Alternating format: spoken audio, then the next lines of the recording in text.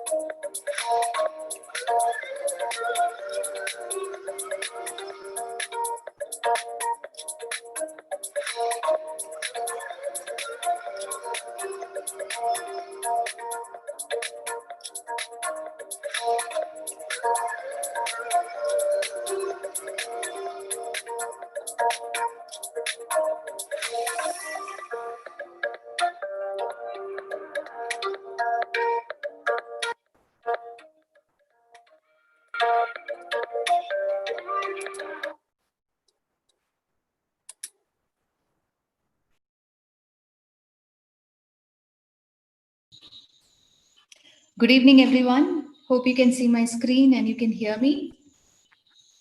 Yes. Great. We are on the day 4 of the design edition of the Product Leadership Festival. A warm welcome to everyone. This festival is hosted by the Institute of Product Leadership. Some of you may have already attended our product edition and data edition of the festival. We are on the design edition now. I take this opportunity to extend a warm welcome to all of you. We have made it available for you 30 plus amazing knowledge sharing sessions from the previous festivals. Please check it out. The URL is available on the screen. You can see it on the screen.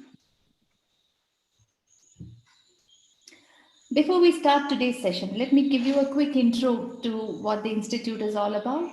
The Institute of Product Leadership is a global B school for technology and product innovators. We have partnered with 3 universities in India and the University of Houston in the US. Founded in 2012, the Institute has built and developed a community of product leaders and now, of course, design and data leaders as well.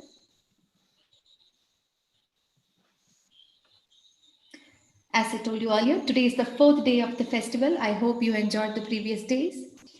We have put together a great lineup for you tonight, as you can see here. Each session is of 45 minutes, including Q&A. Don't miss any of these sessions. Stay with us throughout.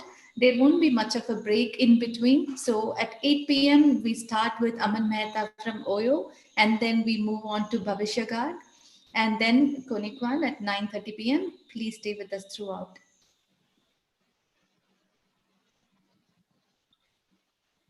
So there are some exciting opportunities to win some prizes. You can win a one-on-one mentoring session with our festival speakers by climbing up the leadership board. How do you do that? Please scan this QR code or find the chat in your chat window, find the URL. You can get all the information there. And one important thing, any questions that you want to ask the speaker, please ask in this dedicated LinkedIn thread that we have made for the speaker. Please scan this QR code or you can find the URL on your chat window. This is very important. This session, this festival will end tomorrow, but it's important that we have these questions on a LinkedIn thread so that everybody can come and see it there and the speaker can answer them there. And if you post any questions on the chat window, there is too much of chatter going on there and we might miss it. So please post the questions on this LinkedIn thread.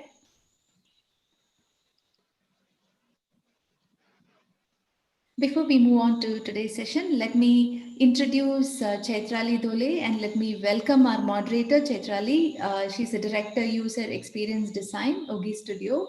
Chaitrali, we are very happy to have you with us today. Thank you for joining. Please take for the session. Thank you. Hi, everybody. Good evening. I hope everybody's ready for the weekend after a hard week. So, without further ado, let me introduce our speaker today, Aman. He's going to. So, I do have my camera on. All right. I am being prompted to turn on my camera. Sorry, Aman. I do have my camera on, but I am on my phone, so I don't know what's going on. We have an internet outage here. All right. So everybody, I'm glad to welcome Aman here on this platform, who's going to give us a very, very insightful talk on building global designs. So he currently is the head of design at OYO, and he has 18 plus years of experience in the field of design and user experience across product companies in hospitality, real estate, education, e-commerce, matrimony, across B2B and B2C spaces. So in the past, he's worked across Quikr, which is the biggest classified, as we all know, in India, the largest internet company for building designs, Building 99 Acres, which is the largest real estate company in India, Naukri.com, again, India's #1 job portal, Jeevan Sati, Siksha for matrimony and education. So across all these fields, he's grown and become the chief of design, and his experience has helped all these products. He's known to be an enthusiastic leader amongst his team members, working towards the growth of his team and the firm and the product. And besides working, he loves food and he's an enthusiastic traveler. So Aman, a very warm welcome, and we look forward to the next 45 minutes with you. Over to you. Thank you, Chitrai.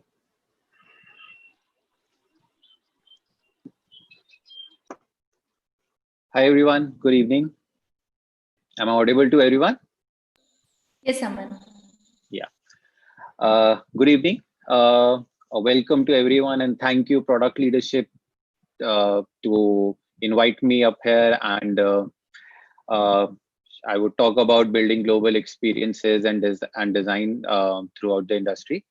And I'll be talking about this topic, how we can actually build our products from local to global design language and experiences, and how we can leverage a lot of things to improve our experience, to build the products and reach out to individuals, reach out to people of different languages, different religions, and so on and so forth.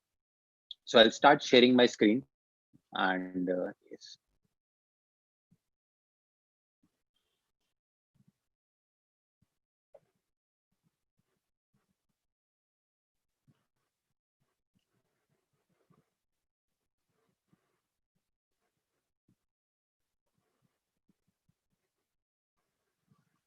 Okay, so we are going to talk about building global design and experience.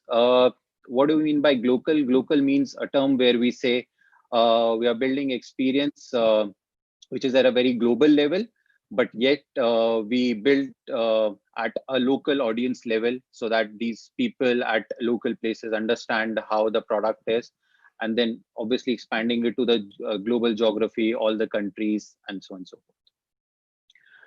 My journey, as explained, had been in various companies from e-commerce to education to real estate to jobs and others. I worked with InfoEdge, who owned portals like Naukri, 99 Acres, Jeevan Sathi, and Shiksha. I worked with iProf, which was an e-learning education company. I worked with Quikr. They had a vast variety of products and verticals, from real estate to jobs, blue collar jobs, to cars and bikes, to e-commerce, and so on and so forth. Now I'm working with Oyo. It's one of the largest hospitality company. It's expanded to various international geographies. Yes, it's a global company now. It's operating in India, Southeast Asia, China, Japan, Europe, UK, US, and Middle East. And yes, there are a lot of products and services that we take care of over here from B2B, B2C segment. And yes, we do take care of audiences out there. We build local products, but we definitely take care of people out there in these geographies. To start with, we say, yeah, we live in a world that is constantly changing. Yes, the impact of globalization means companies of all sizes can now reach around the world very quickly and affordability. This means, yes, world is growing faster. We are trying to, all the businesses that are coming up are trying to actually make possible that they build their products in such a way that people out there can use it whenever they want to. And businesses also want to expand to international geographies to provide their services out there. Yes, global expansion is contributing astounding growth. It requires a complete different mindset and whole new set of rules. So to explain it, it's very important to understand that there are different kinds of audiences, different kind of people at various places. We need to understand their culture understanding, their local knowledge, how they behave with the products, how they understand the products. And there are a lot of things that small or big needs to be taken care of when we are building our products. Coming to users, yes, it's important that once we are building these products, end of the day, all the users have to start using these products. All the users are unique. They have their own way to understand the product. They have their own way to perceive the product. And yes, they have expectations that is primarily their own.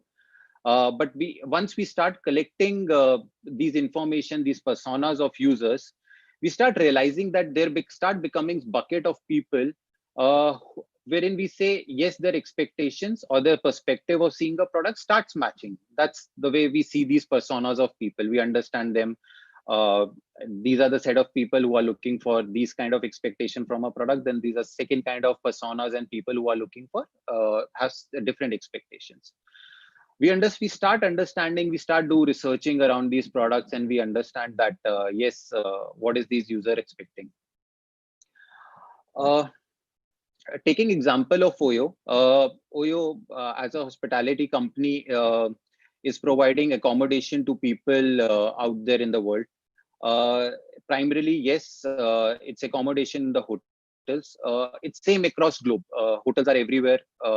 People want to book them, people want to stay them, have a place to stay, be it for their travel needs, which is family vacations, be it for the business needs or any other thing. But yet, end of the day, it's important that we deliver that right set of information to the users so that they can complete their journey accordingly. In both definition and practice, design cannot be biased on personal sense of one designer or a nation. Instead, it should be usable, convenient for any user around the globe, irrespective of culture design. So again, coming back to this point of saying Oyo, no matter where they are, no matter what they are looking for. End of the day, be it any culture, be it anything, they are actually end of the day booking hotels. They are end of the day looking for a space to live in for a short duration or a family vacation and so on and so forth. We should make sure that we think of our customers at every touch point of their journey. So one, yes, they want to understand the product. Secondly, they want to understand what is the business. They want to understand what is good for me, what is end of the day this company is going to provide to me, what is the kind of services they are going to give to me, and how will they make sure that I have the best experience with the product. And end of the day, if it's a physical product, if it's a product that is being used by you on a digital medium, it has to be very important that we understand all the touch points of the users and then start building the product accordingly. Taking example of the digital medium itself, we are saying that yes, users come on apps, websites, mobile sites. They have certain expectations when they come over there. They want to see information. They want to understand this product. They want to understand what are the offerings for me. They want to understand what is in this country for me. Are you going to provide certain things to me that wherever I'm residing? And then accordingly, we start doing conversation with the customer accordingly. We say whenever we work on a project or a product, we say we work as a team. Team means the company that is working along. This could be technology, this could be design, this could be product, this could be sales, this could be marketing, this could be any other function that is in the company. But what I understand, user is also part of your team. If you don't understand your user, if you don't understand what they want, if you don't understand what is something that they are looking for, and you don't fulfill their requirements, then possibly you're not able to solve problems for them.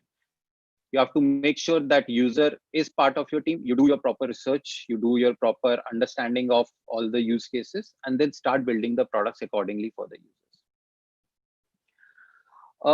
While building a global design, it is very important to understand that you don't do a short-term thinking.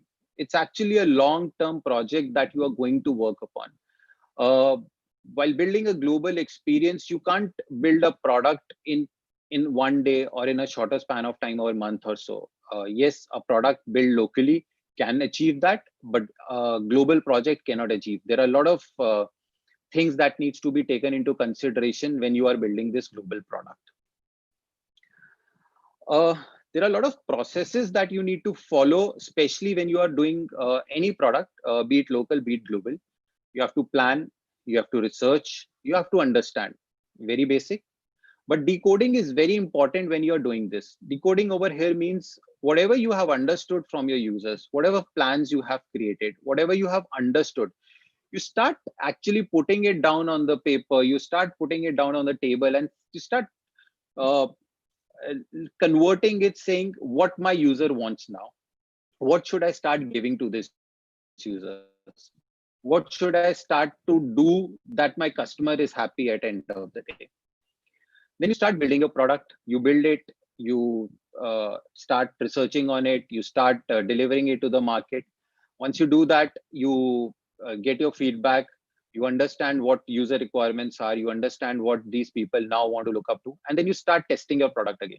Once you test it, you ideate it, and so this becomes a cycle for you. So you plan, you research, you understand, you decode, you build, you ideate, you test. So it's become a cycle. You keep on iterating it, you keep on doing it till you obviously achieve a lot of your goals in the company, and make sure that product is good for you. Now coming actually to building a global product. What are the things that needs to be taken into consideration when actually you're building a global product? I think very importantly, geography and culture impact. Yes, it is very important. Taking example of Oyo now, I think when we are building this product for hotels to provide accommodation to our users, this product started from India. It slowly and gradually started expanding to international geographies. We had to understand different markets, different geographies, and different people living in those areas. For example, Southeast Asia, one of the biggest markets for us, people living in Indonesia, people living in Malaysia, Singapore, and all these places. The second big geography came into place was China. China had a drastic kind of people, drastic kind of a culture impact. And yes, language was a very big thing to take care of over there. Also, UK, Europe, these countries where language plays a very important role. There are people who are of age group more than 40 who love to travel, who love to book places for their vacations. And it is very different from audiences in India and Southeast Asia. Then obviously US, again, being a very different market, taking hotels as an example, you will find a lot of motels out there in US market that are on the highways. People, yes, love to stay in those motels, but they would also have some expectations from those motels saying, are they good for me? Are they the right place for me to stay in? Or should it be better? So for us, it was very important to understand these people, understand what exactly are the requirements from these from the product of ours, and then start building it. We started creating user personas for these people based on their location and the history that they have given us over using the product. Yes, as rightly said, there are different expectations of these people. Also, it was very important to bring in consistency on platform, saying web, apps, and mWeb. When I talk about consistency in terms of means, yes, it's a very global product. It is one product fit in for all. But how do we cater for these different kind of audiences who are out there in the market? We said, let's understand one by one each of these personas. Let's understand what are the requirements. Let's understand what they are looking for, and then let's start building it. A bigger example to take care is if I'm in India and I book hotels at India. And yes, in terms of language, it's English for me. In terms of currency, it's Indian rupees for me. In terms of hotels, I have an expectation probably staying in a 2-star or a 3-star kind of a hotel. Now, for example, if I want to travel to an international geography, saying, for example, now I would love to go to US. And once I take my phone over there, which has the same application OYO installed with me, I open that application. What do I expect from this application? Should it start showing me same India hotels, or should it understand my geography now and say you are in US and let me show you hotels over here because you are over here? What is the currency that fits you? Should I show you prices in Indian rupees, or should I show you prices in US dollars? What is that you understand? Probably a lot of people would want to convert the currency, saying it's, for example, $100 for a hotel for a room night. How much does it work for me? Is it 6,000 rupees, 7,000 rupees, and so on and so forth? So we started taking care of these small things and said, let's build products around here. Let's pick up some of the modules, some of the components of all these things and start working individually on this. Sorry. Yeah. So we said, what are the broad things that we understand from these users when we build our cross-border experiences? Language definitely played a bigger role, currencies and payments, engagement of users, and communication. These are the 4 big things that we understood when we were building the cross-border experiences, which is actually a global product for us. Talking first about payments. Today, global payment revenues stands at $1.9 trillion, which is in 2018's data. Overall, year-on-year growth, we have seen that it gives around 6% increase in number of global payments. By 2023, global payments would somewhere stand around $2.7 trillion. When we talk about global payments, it means people making payments on B2B, B2C platforms or C2B, C2C platforms for different mediums. Could be credit cards, could be net banking, could be cash, could be other mediums, or so and so forth. Asia Pacific definitely dominates these markets, putting in the highest number of global payments. And China, as the country is booming, it roughly puts in 605 billion as a revenue and one of the largest contributors over there.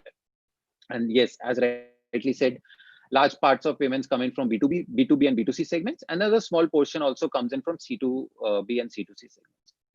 Now, when I'm talking about payments, there are, and while building global experiences, we also realize that people are at different geographies, different locations, have different ways of making payments. Taking example of India, at India, people make payments via debit card, credit cards, net banking, payment gateways, UPIs, and so on and so forth. Obviously, international companies has also come in. PayPal is also offering to make payments and so on and so forth.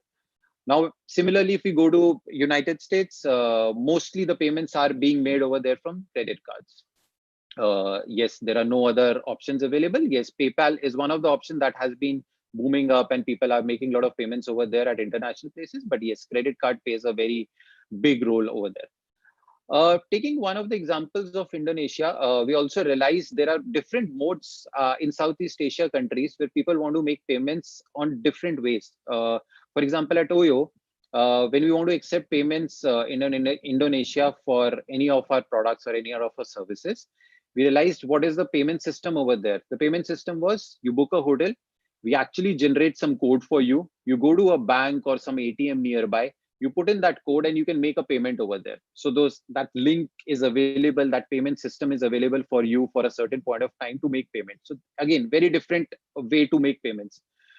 We have to make sure that we integrate all these kind of payment system, payment gateways, and modes of payments for user to understand very easily, to make their payments very easily, so that obviously company also generates revenue and business also grows in that perspective.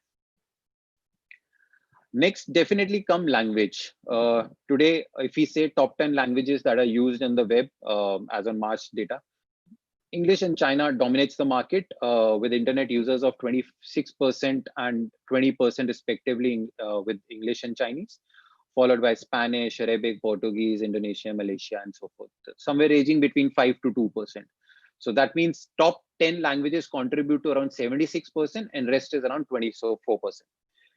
What this means is when you're building a product, there are a lot of people in the market who want to see the product in the local language, who want to understand the product, what they want to feel the product in their own native language that they speak, that they talk about. Yes, what we have started doing at Oyo is we are starting building the product in a way where you can actually switch your language and the product starts talking to you in your language. We started with Indonesia with Bhasha as a language. We went to Spanish, we went to French, Japanese, and Russian. We started converting this. Yes, definitely, it's a very big challenge to convert all the communication that is on your platform. But depending upon the usage of your product, you have to actually start taking care of, because it's very personal touch to the users. They want to really interact with it. They want to feel the product. And once you start doing this language translation on your product, you have to make sure your design actually adopts this. Taking an example again, I think when a user actually reads something in English and you start converting this similar words in Dutch language or in German language, these words could become bigger and smaller. It's very important for your design to make sure that it adopts those conversion and it has enough ample space to take care of it. And for user, it's not a bad experience. They actually understand what you are trying to do over there and what you are trying to explain to them. I would come to next important thing, which is brand and design positioning and awareness. There are a lot of things that you need to take care of when you actually are going global. You have to very well take care of what your brand is, how people will perceive it when you go to international geographies. What will people think of when you showcase your product to them, when your product starts becoming bigger, when people start seeing it and wants to actually have experience of it. I would like to take a few examples of some products over here. Airbnb, Uber, Expedia, Booking.com. These are global products. These are products that are being global and also being very local in that perspective. These products have built in their brand in a way, these products have built in their designs in a way that it is adopted globally. People are using the same product no matter where they are. People are using services of these products no matter where they are. But overall, the design language, the design system, the expectation from the products remains very seamless, remains very clear to them. Also, what these companies have done is they have definitely made sure that their brand proposition throughout the Uber, taking an example, no matter you are in India, you are in any part of the world, their product, their design, their brand remains the same. What they are actually trying to convey from their product is very same. The way Uber brand comes in, the way their communication comes in, the way their photography comes in, the way their communication comes in is very similar. Similarly, Airbnb, taking example, it also takes care of it. The way they are communicating the user, the personalization that they are doing it, the kind of composition that they are trying to build in, the consistency that they are trying to build in for the users is very similar. So whenever you are building your product at a global level, you have to make sure you take care of your brand and design positioning over there. In the field of design, I think it's very important when you're going global, should you actually build a global design system? A lot of people here would definitely know what a design system is, but just to elaborate, design system is something that you build with various components of your product, with various elements of your product that is very well accepted across the globe. Apple has built their design system. Android has built their design system. Google has built it as a material design. Microsoft has built as a fluent UI that we call as a design system. This is a very common language that they speak across the globe. They have made sure that they actually build their elements in a way that it is globally accepted by everyone. It is tested and researched. A bigger example in this case becomes Apple. They have built mobile phones with an experience, with a design language, with a design style that is globally accepted by everyone. Apple products have become a part of our everyday work, everything that we do today. Even Google products, we talk about Android smartphones or any Android product, or even Google suites like Gmail or Google Docs or Sheets and so on and so forth. They actually talk in a very similar language across all the globe. It doesn't change. It's a seamless design system that is being used by everyone everywhere, no matter what culture you are from, what language you speak, whatever you do. It's actually very seamless to everyone. Yes, again, coming to design system. Design system is actually group of all the elements, all the components, all the things that you can build it globally. Starting from typography to color compositions to buttons to form elements. These are all part of design system. It could go to a depth of probably how you define your logo. How do you make sure that logo is being used at various compositions, be it digital medium, be it an offline medium. What is the communication you are trying to use? What is the tone of voice you are trying to use over here? What is the photography that you are using over here? What are the small elements that you are trying to use to make sure your product is very well designed and being used aggressively by everyone? Yes, build a global design system, build it very seamlessly, build it very clean, and test it out, research it, make sure all the components are usable very well. That's actually build a global design system for you. The very big thing that you definitely needs to take care of when you are doing a global design is use a lot of white spaces. Make sure you do a mobile first design. Do a very simple user flow for them, and make sure your designs are very consistent. White space, very important.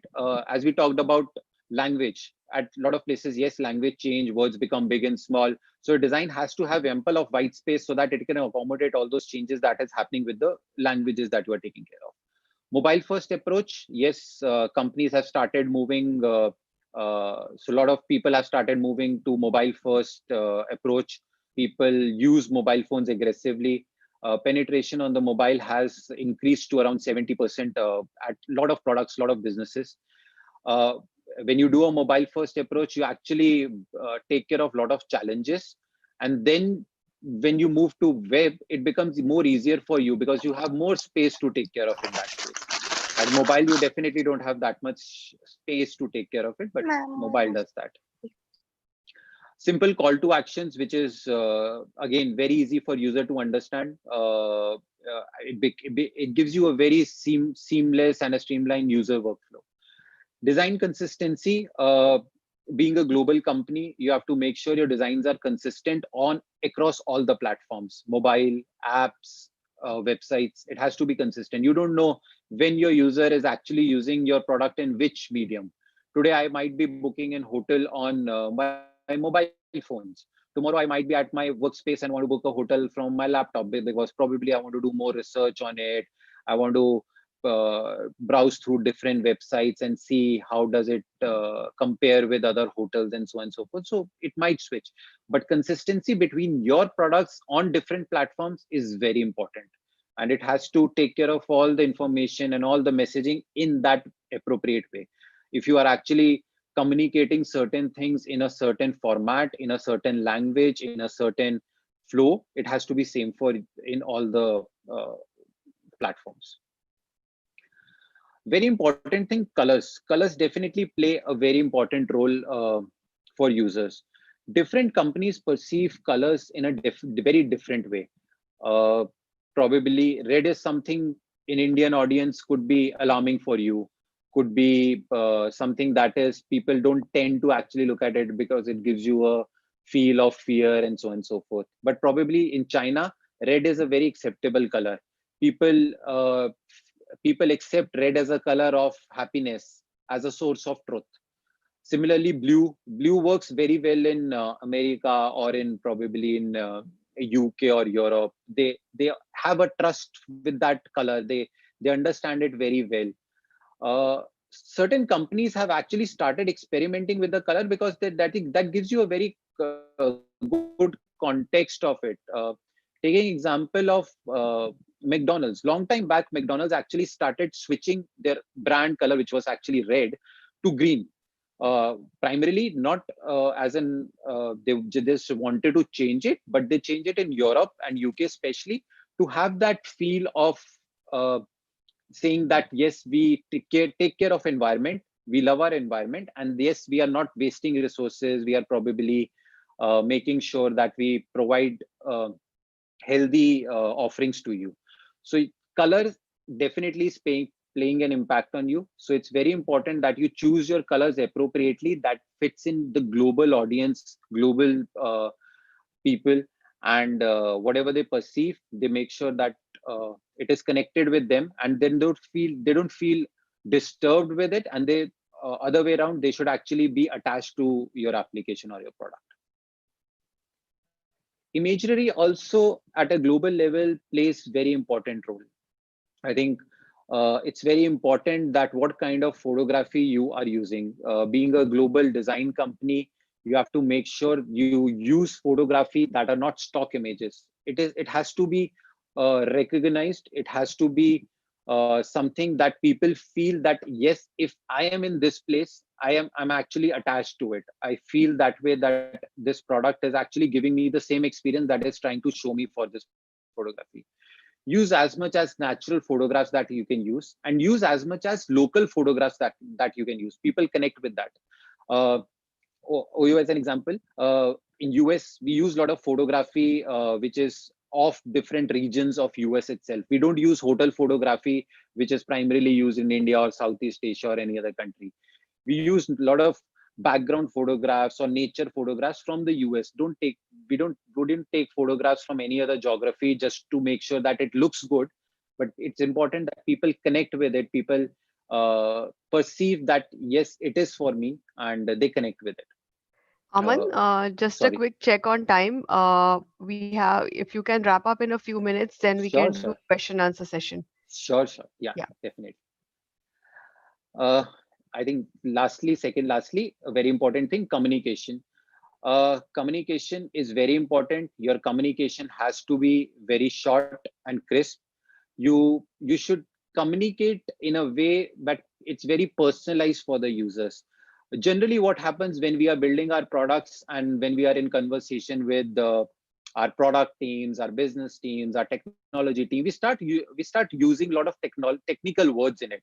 And what happens is, in a hurry, when we are building these products, we start putting these communications on our product itself. That is actually very bad. We should make sure that copies is very simple. It is understood by those users. It talks to the users and it is personalized to them. You should actually make sure that it should greet you. You should make sure that it should convey that I am talking to you. And lastly, very important, if it's a local audience, if you could speak in a way that you are greeting them, probably hi in another language, or greeting as good morning, and we welcome you, and so and so forth. So it has to actually be very communicable to them in their local language also. I think the last part of it comes as very good statement. Designs are better when everyone's voices are heard and value. Over here, it's very important. All the parties involved, all the stakeholders involved in building this global product, everyone's voices is heard. But also, again, when we talk about everyone, it is mean the users, all the kind of users who are exploring your product, who are making sure that you give them the best experiences. Everyone's voices should be heard. Global expansion doesn't happen overnight. It takes a lot of effort, lot of things to take care of it when you are building your product. Be strategic about the countries you choose to work with. Like Oyo, we have made very strategic decisions. Should we build one product for all the countries? Should we separate out products for different geographies? Example, Oyo Hotels as a product is separate for rest of the world from China because of the language thing. Oyo Life as a product, which is one of our rental product, is very different from what India has and what Japan has, because over there people look for properties or look for rental vacations around the railway stations or the train stations that are over there. They connect with that. They don't understand the name of the places very well. They want places near to the stations. Think global, be local. Again, it's all about those regions. It's all about those people in those places that you talk to them, you understand, and then start building the product. Collect all the things, put it in a design system, research it, test it, decode it, and then build it. And yes, your market definitely makes a difference. Create a framework for all this. Think about where do you want to expand. Think about what all you need to do in future, and then start building your products accordingly. So yeah, that's very important. So yeah, that's it for me now. Hey Aman, thanks a lot. It was a very, I would say, a consolidated, offer, like the session that you presented with all the points covered. And, there are a few questions here on the forum. So from Archana Mohan. So, considering today's situation, right, the COVID-19 situation that Yes. we have, how is Oyo or any other travel-based company adapting to this consumer expectation post-COVID, especially since, it's all travel-oriented. And as a UX researcher, in this critical time, your company and your teams might be, thinking of different ways of, coming up with ideas or research. Yeah. So can you like talk a little bit about it? Sure.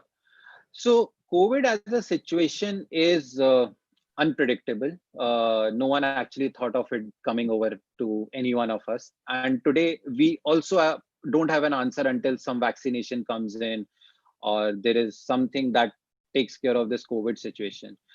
As a hospitality company, what we have realized is this situation will definitely go soon, but people will not start coming back to hotels immediately. They would not start going to vacations immediately.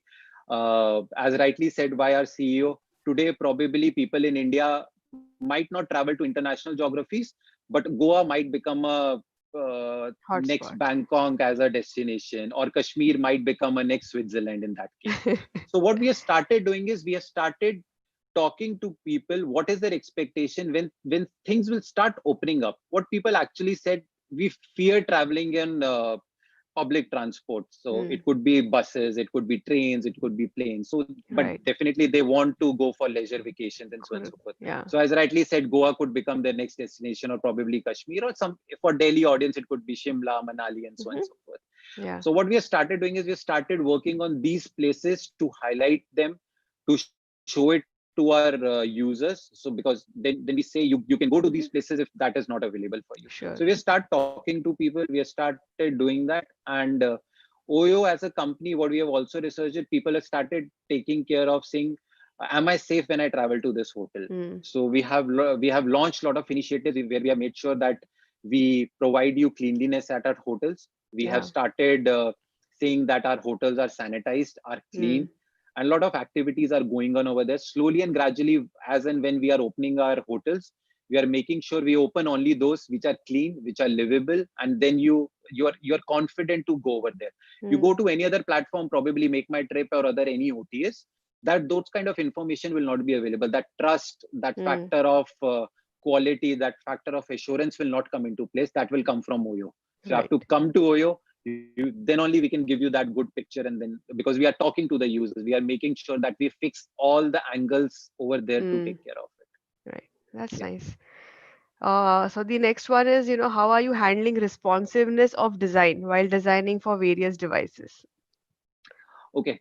So we are, as OYO, we are not a responsive first approach products. Mm-hmm. We are building products different for different mediums.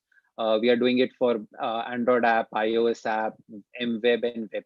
Because what we have seen is as audience come on these platforms, they have different expectations. People who are Yeah. booking products on desktops, they are just booking the hotels. They don't want to Hmm. do anything else. They just want to research and book the hotels. But people who are on Right. apps, Android app or iOS app, once they book the hotels, their expectation is I could see what I have booked for.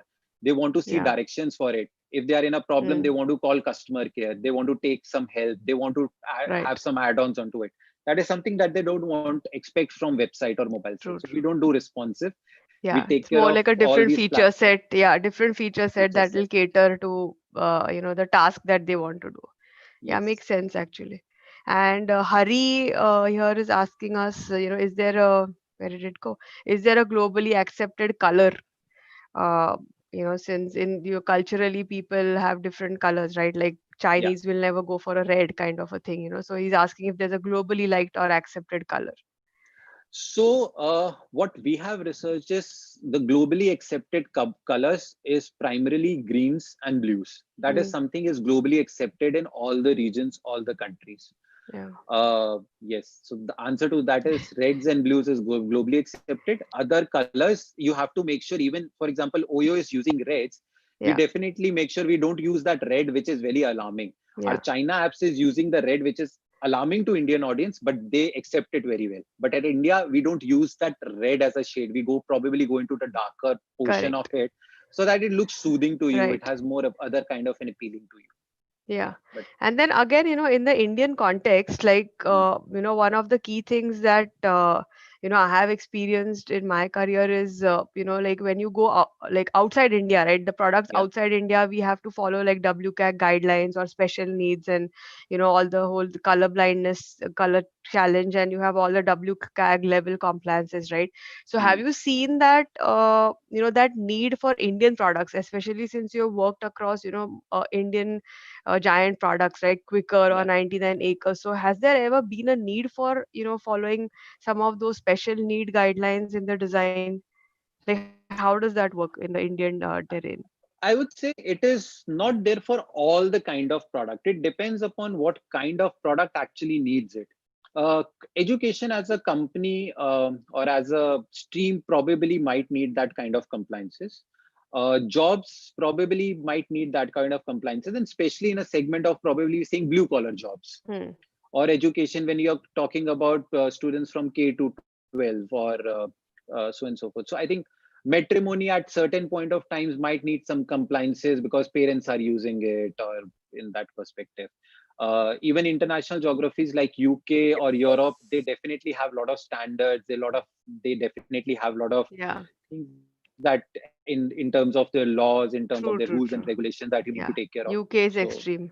yeah, but So that one, basics of W3C compliance and all those things have probably gone on now. People are so well now mixed up in all these digital mediums. They've yeah, been I using think WhatsApp, the Instagram. devices take care of Yeah, most yeah, of the things most of the themselves now. things. It's like inherent in those devices nowadays. So Yes, one last question. We have sure, like literally 2 minutes, but sure. Nitish asks us like, in this situation, how is your team conducting usability testing? And Mhm. how are you guys getting to know user behavior?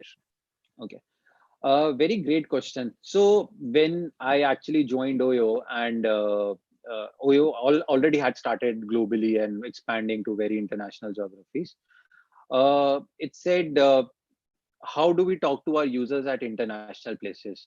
How do we talk to these people? How do we understand them? So we actually started building a process wherein we said, let's do uh, one at an Indian audience, let's do our face-to-face kind of researches, and at a global level, let's do remote testing.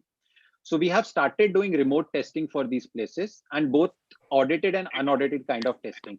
Hmm. Audited means where we are sitting over here, we arrange for the participants from our local business folks over there, or marketing or brand people over there, and we start doing one-on-one sessions with them. Mm-hmm. And when at places we are not, it's not easy for us to arrange audiences, but we definitely know our customers. What in that case we do is we actually do unaudited, audited kind of a testing, audited and unaudited kind of a testing, where we say this is our questionnaires, we are sending across to you, read them, understand them, and start performing tests for us. Mm-hmm. So at Oyo, it's primarily I think both kind of testing that we have been doing. Yeah. Okay, so we'll wrap the session up now, and there are a few more questions, but I think we can answer them on the LinkedIn page eventually. Sure, sure. So with the participants, whose questions we haven't gone through, guys, look at the LinkedIn page, and I'm sure you can reach out to Aman through the IPL platform and Definitely. get your answers. So, over to you, Menka. So, everybody, Aman, this is, certificate of appreciation from IPL, and we have a Hall of Fame page, where you will see yourself, and all the participants can go and look for more information about Aman, know information of how to reach him on the Hall of Fame page that we have for everybody. So thank you, Aman, very much. Thank you so And much. yeah, we've opened the for feedback and for polling. So please go ahead and give your feedback on the session. So Thank you over Thank, to so much you, for this Menka. Yeah. opportunity. thank you, Aman, for this insightful session. Thank you, Chetrali, for your hosting, and we'll be in touch, Aman. We hope to have you with us again. Sure. Thank you so much, So, Menka. Thank you, Chitrali. thank you so much. So before we move on to the awards for the day, so we are live on LinkedIn also. Please find the LinkedIn URL on your chat window. And the best question asked for this session is Nitish. Nitish, congratulations. You're the winner for this session, and you will get this gift from us as soon as we can send it over to you. Please send us your testimonials, very important for us. So please go ahead and scan this QR code, or you can find the URL in your chat window. Now we are moving on to the next session by Bhavishya Gar. Please stay with us throughout.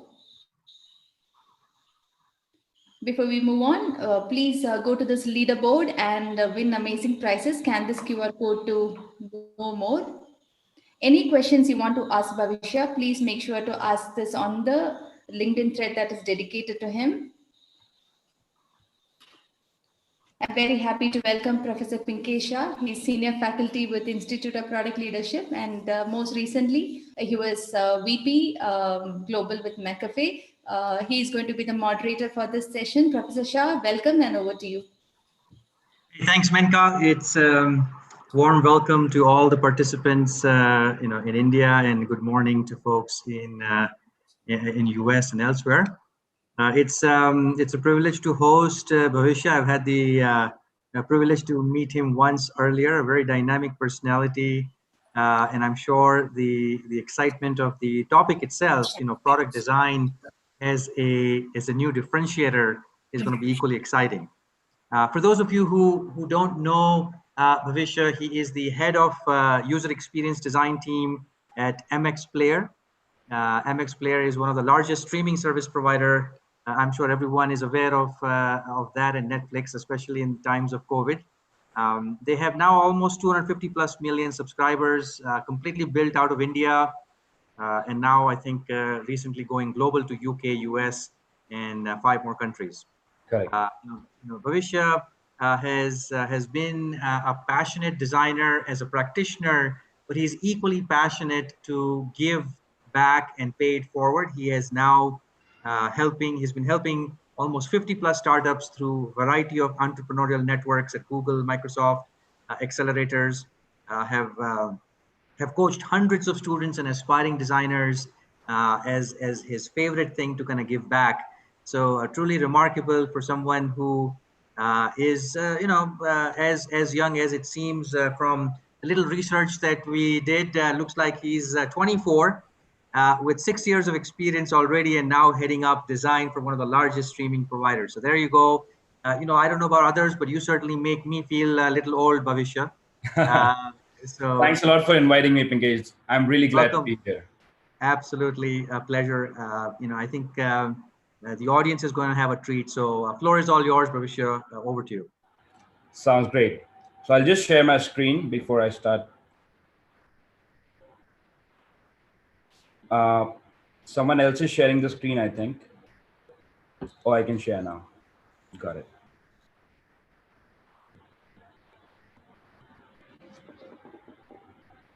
All right, can you guys see my screen? Absolutely. All right. Hi, everyone. As Pinkesh gave an introduction, I'm Bhavishya Garg, and I'm the head of user experience at MX Player. And today our topic is design as a differentiator and how to future-proof, how to future-safe your company. So I'll dive right in. What really is a differentiator? Let's first try to understand that word. Differentiator is something that will help you help your product stand out in a saturated sea of startups and businesses, something that will give you a competitive edge among all others, which is more important now more than ever because Fortune 500 companies, big companies are getting bankrupt, and they're actually getting a run of their money by smaller startups, which are much smaller team, but a much better experience, right? So that's a example of a differentiator. So I'm not going to pretend that design as a differentiator is a new concept. No, not at all. Not at all. It's not new for sure. Let's look at the design thinking's role in some milestone innovations of the humankind. Let's go back to the past. Henry Ford knew a thing or two about design thinking when he redefined the automobile manufacturing, and it allowed him to create one of the largest selling cars ever back in 1896. So he knew a thing or two about design thinking and redefining the things that currently existed. Thomas Edison obviously knew a thing or two about iterations when he created, or his team created, 1,000 iterations of a bulb, and then finally came up with the creation that light us all in 1879. So now, all right, so there's a rule. So whenever you give a design, you cannot give a design without mentioning Nokia versus iOS. So that's really the rule that there is. So I'm going to do that. Nokia ruled the world of mobile in 2007, and then came our stellar Steve Jobs, iOS, with their iPhone, and they disrupted the whole industry with the kind of design, the kind of features, the way they attracted the audience. So, okay, so design as a differentiator is not a new concept, then what is new? I'll tell you what's new. What's new is the expectation of a good design is more real now than ever. Customers have seen enough good designs to call on the bad one when they see it. So if your product or your service, your business has a bad design, bad experience, they would call on it because they now have seen what good experience looks like, thanks to all the unicorn startups around us. So let's take a look at a bit of data. in last 10 years, design-driven companies have outperformed S&P 500, that's an index used in US and similar to Nifty in India, by 211%. So companies which were design-driven, innovation-driven, performed 211% better than the companies that weren't. So more stats for that. S&P 500 companies in 1920 used to have an average lifespan of 60 years. That's quite a long time. But today, that lifespan has shortened to 17 years. The companies, Fortune 500 biggest companies, have a lifespan of as less as 17 years today at an average, which calls for innovation, which calls for change, which calls for becoming better. So let's take a look at this graph properly. In this graph, we have technological opportunities and corporate innovation mapped at two different horizons. So I'll explain why is it so. Technology at this day and age has excelled more than anything else. We have robotics. We have almost got into cognition. We are able to read people's mind and detect how they react to something through neural testing. That's a thing now. There are labs which analyzes people's emotion through a certain arrangement. They have the apparatus for that certain arrangements and allows you to know the real emotions that people are having and not just the things that they are saying in the user research. So technology is out there. It's performing really well. So that's the graph here. Corporate innovation, on the other hand, has not been able to keep up with that. Corporate has more or less their experience have been the same since 2005, 2008. It's been more or less the same. And hence the corporate innovation graph goes like this. The innovation didn't happen quite a lot. But what does the user expect? User don't expect the highest tech out there. User expects something in the middle. User expects you to respect all the new tech out there, but at the same time, abstract all the complex things to make it easy for users. So there's a huge transformation opportunity space currently in the market, the way corporates are actually running and the way technology has exceeded. So creating a unique and delightful experience is no longer optional for your brand and product. Industry has shown a signs of acceptance of this fact. I'll show you a couple of examples. Design is on the cover. Everyone from Harvard Business Review to Bloomberg Business Week are accepting that design is the new thing. Again, new being open for the debate. Design is in B School. So we are currently in this event for Institute of Product Leadership, which is one of the best B schools out there for corporate innovation, for studying corporate innovation. And they also have boot camps for user experience. So design has clearly penetrated into executive studies. Designers are on the board. You'll see, and most of these top unicorn startups and even at the CEO levels, you would see designers all across through Silicon Valley, in India, everywhere. You would see designers are now sitting on the board. Designers are getting funded.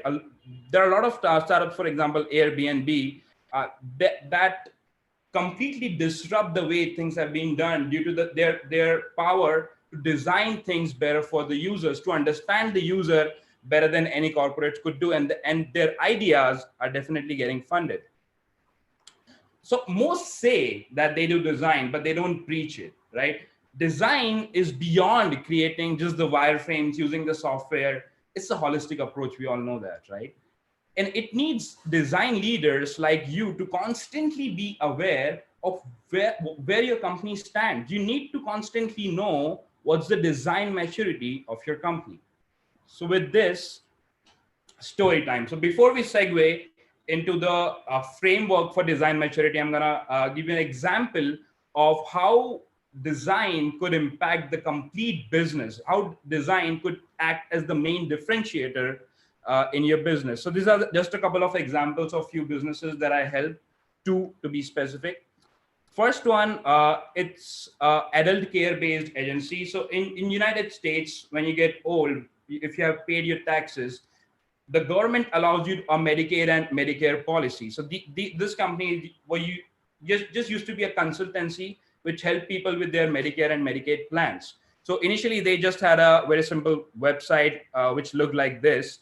And I visited them in their New York office, and I tried to understand the deeper vision, the deeper mission behind their company. So this is the CEO of the company, and she's with her daughter in this photo. I visited their house to understand, how they work. And I was struck by the fact that she was, Gina Lisa, the CEO of the company, was not doing this for money. She was trying to help people genuinely. And I found that it was a really good hook. It was something that we could really build something up on. We could create a much more empathetic environment in the website. So this is what the website looked like initially. So they had a lot of clients coming in, usually through word of mouth, sometimes through their website. They used to get their phone number, call them up, book a meeting. We observed and interviewed the clients who booked a consultation in the New York office, and we went through the whole process with them, the kind of questions people ask, the kind of doubts they have generally, the kind of objections they have to most of the things, the kind of objections they have to the kind of money they would have to pay. And we recorded custom help videos and personalized the complete onboarding. So we started designing a personalized onboarding for MMAG earlier. Now they have changed their name. I'm going to still refer it to MMAG because that's how I remember them. So we recorded videos for MMAG to make sure that their onboarding was much more personalized. We introduced Gina Lisa as their mascot, as their main face of the brand. And we started recording personalized videos so that people can understand for all the levels of the persona. So we recorded videos for people who don't understand anything about Medicaid, people who knew everything and just wanted a couple of doubts solved. We created videos for everyone. And then I obviously edited all those videos myself. And we came up with this website that you see here. We came up with a website that felt way more empathetic. It had story of Gina Lisa written on it. It had videos. It had all the media mentions that Gina Lisa had for kind of brand they were, the kind of mission, why she was doing what she was doing. And we created a pre-screen for Medicare. So we noticed that most of the people used to ask when they used to come in the office that, am I eligible for Medicaid? And we made it the main lead generator of the website. So this is what, so when you click on this pre-screen for Medicaid, you will come on this questionnaire and it will ask you a couple of questions. And then at the end of it, it will tell you if you are eligible for Medicaid or not. And these are the kind of use cases that you find when you are studying people in their context. What was the result? 266% more clients through their website. And most of them, Gina Lisa told me, became long-term clients, right? So we did this project at around in 2018, and by 2019 end, the website redo and the whole brand redo had an uplift of $2.3 million, as Gina reported, on the overall thing, and that was a great thing. I mean, it finally succeeded, and the people who came to their office, 7 out of 10 times they had checked their website. So our website was definitely doing well, even SEO wise. So story number 2. So as you guys know, I was one of the ex-partners at CoinDCX. In December, we started working on CoinDCX, December 2018. We started working with 2017, December 2017, we started working with CoinDCX. And it actually started right out of Starbucks, literally. Sumit, CEO of CoinDCX, I met him at a Starbucks, and he literally told me that, Bhavishya, we need to create a cryptocurrency exchange that everyone loves, something that people have never seen, something that is so simple that just strikes them. And that was the base where we started.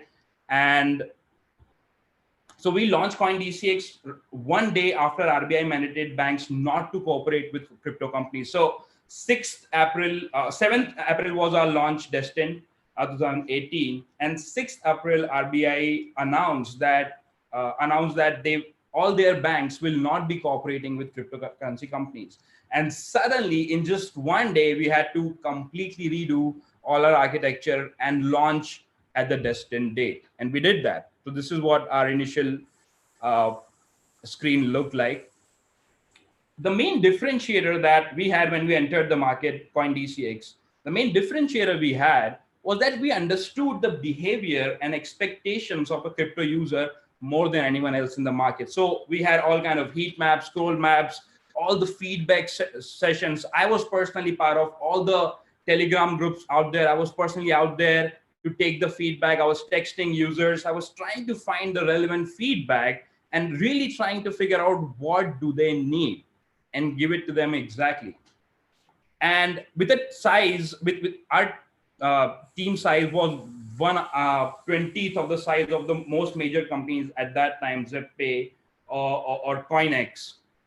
But the UX, the experience around everything kept us growing. And we launched products for every persona. We, through our study, through all our research about every persona, we understood their major problems, and we understood that all of them, especially in crypto, they need different interfaces, because an advanced person needs something that has a lot of options in it, a lot of customizability. Someone who is a beginner who wants an abstracted interface, something that's very, very simple. So we launched products for every persona. This is few of the products: DCX Margin, DCX Instart, DCX Trade, each for a different purpose. And each product was tested with relevant users for the relevant persona that were defined for that product. And I personally make tutorials for all the beginners and advanced users to make sure that everything that we are creating is getting accepted, everything that we are creating is getting the right feedback, and we are able to get the right lessons, like right tutorials out there to everyone, so that they can start using CoinDCX for their crypto trading as soon as possible. And every member in the team, you would see later when we define the stages of growth, this is the infused stage. Every member in the team supported design, literally from support to marketing to HR. Everyone was supporting design in a way, in one way or another. So, support team was constantly giving us all the feedback that users were giving. Marketing team was coming up with all the reviews that people had on our different apps on Android store. I'm sorry, on Android store, all the reviews on the Android store. So everyone was involved and was thinking how to make this experience better for customers. So gradually we grew into India's largest cryptocurrency exchange, surpassing all the market leaders. At that time, before we started, ZepPay and CoinEx were in the game. They were the biggest cryptocurrency exchanges out there. And by December 2019, both of them had gone out of the market. They had shut down their doors, and CoinDCX came winning. It sustained through the hard time. It sustained through the hard time by providing a better experience, and it sustained.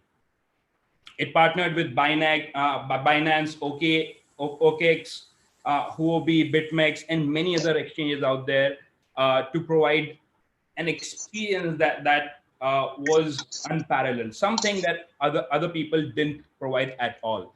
And recently they have been funded $3 million Series A by Polychain Capital, Bain Capital Ventures, and HDR Group, the operator of BitMEX. It's one of the largest cryptocurrency. It's the largest cryptocurrency exchange out there in terms of volume. So just with a better understanding of customers, CoinDCX won competitors of 5x, 10x the size. All hail design, right? Entirely by design, entirely by understanding what customers wanted. So that's the end of our story too. And segue into the 5 stages. I think someone left their mic on. All right, let's keep going on. So there are 5 stages of design maturity in a company. So design maturity is something that you would define in a way that how mature is the design thinking, the customer-centric thinking and deliverables in that company? How much do they value design? So that's how we would define design maturity. And there are 5 stages of design maturity in your company: dark ages, peripheral, central, embedded, and infused. We'll see ahead what they are. But how do we decide? How do we decide what is where to rank our company? Where do our company scale in the scale of 5? So we have a solution for that in this framework. There are 6 dimensions of design maturity in your company. So whenever we are analyzing in any company, all we need to do is we define these 6 dimensions. So I'll just go back. The 5 stages of design maturity. At every stage, we could scale this 6 dimension and understand why the company stood where it was. So, all right, I think it's getting a bit complex. I'll simplify it a bit. 6 dimensions are basically the metrics that you would analyze your company on. There are 6 simple metrics: beliefs and innovation, tools and skills, people and resources, research and education, metrics and deliverables, and organization structure and processes. I'll define each one of them. So when you're analyzing a company in terms of how mature is it in design, you would understand degree to which the company's habits and ritual and way of working supports design thinking. The way they work, how much does it support the design thinking, the degree of their focus on each customer. The tools and skills, the extent to which your team have skills, tools, and thinking to create a good UX. That your team might not even be trained for design. Your team might not know how the design process works, or your team could really well know how the design works, but might not get opportunity to do it. And it also, the budget that you set aside for design also comes into this pillar, this metric. The second, and I've divided this 6 dimension into majorly 3 pillars: platform, people, and practices for simplicity. We just discussed the platform. Now people and resources, the number of people and the quality of people dedicated to design, the kind of people that are working on design in your organization, and the kind of budget that you have dedicated to all those people. Research and education, the amount of focus and budget dedicated to user research. The user research is one of the major importance. A lot of companies say that they do design, but most of them they don't do UX research. They don't do user behavioral research. They don't do usability testing. They don't do user interviews. So those are the things that they miss out on. So that's why this metric exists. If you really want to be mature, you would have to set aside budget for the user research, and also get your team trained into how to do that user research at the first place if they don't know already. The fifth one, is metrics and deliverables. How much your company focuses on customer-centric metrics. For example, how much do they care about the engagement? How much do they care? One of the metrics could be the engagement on your platform that everyone is having. That could be a good example of how much good time are they having on your platform. Or you could launch a feedback in terms of a survey from starting 1 to 10, and finally see what's the average of people that are rating your product. And you could realize that if people are not rating well, then customers probably don't like your product. So this is an example of what customer-centric KPI looks like. And the companies that have good focus on that, they rank well in this. And this also includes the experiment-based design. How much experiments the company is doing, right? In terms of A/B testing, in terms of ABC testing, in terms of personalization, how many experiments are they running for each persona? And also awareness of metrics in all the team. So you don't just have to set the customer-centric KPIs. You have to make sure that everyone in your team respects that. And the last dimension is organization structure and processes. So the way your company is structured has a lot to do in terms of your design maturity. If the way your company is structured, it doesn't allow for design to be mature, it doesn't allow design to grow, then it might be a bad news. So organization structure is one of the major important dimensions. And the processes that you set for design, the way everyone works in your team, the processes are one of the major things that decide what we do day to day in our professional life. So if you haven't set a right process for design, that again might lose you points in this dimensions. So now, all right. So this all the heavy lifting. We'll go to a slightly better looking map. So if we create a map for this, for each company, we would make each of these 6 dimensions on a map like this and rate each company on how well they do in each one of it. For example, in this one, in people and resources, they have done, halfway well. And for example, in case of metrics and deliverable, they haven't even started setting the metrics for customer yet. So this is what this is how you read that map. And this is the map that you take away, right? So if possible, I would ask anyone to launch the poll that we have for the 5 stages of design. So what I want you to do, based on what you have done, everyone, if you're on YouTube right now or LinkedIn, you could comment somewhere. What I want you to do is rate your company on these 5 stages of design. You understand dark ages, peripheral. I'll explain them later on in detail. And as you start to understand where your company lies, comment it, right? Answer to the poll. And we would love to know, consider this as a pledge for making sure your company is growing in the right direction. Consider this as a pledge that you take today to make sure that your company would be growing in the right direction. So answer us in the poll or comment us in YouTube or LinkedIn, wherever you are live. So this is the map where you could map your company's performance in terms of design to kind of get an idea of where your company stands in the 5 stages. So if we, for example, if we map the 5 stages of design maturity that we just mentioned, this is what the map could end up looking. For the dark ages, it would be just a couple of things that they just have people for it. They might have skills for it, but they don't have metrics or structure, belief, anything that's going on for the design. All right. Dark ages. So before jumping into the dark ages, I'll give you an analogy that will help you understand this design maturity scale a bit better, and also give you time to probably answer on the poll or comment on LinkedIn. All right, let's start. So let's consider that. All right, I'm going to close this. All right. So let's consider you're an early age human, right? You have just started understanding that there are fruits on the trees, right? You don't know anything about cooking anything. So this is the dark ages, right? You don't know anything. You don't know any recipes. You have no clue, right? Peripheral, right? Your friend came, hold your hand. You're like, dude, you need to cook it. You need to light up a fire, place a vessel like this, and probably have to cook it.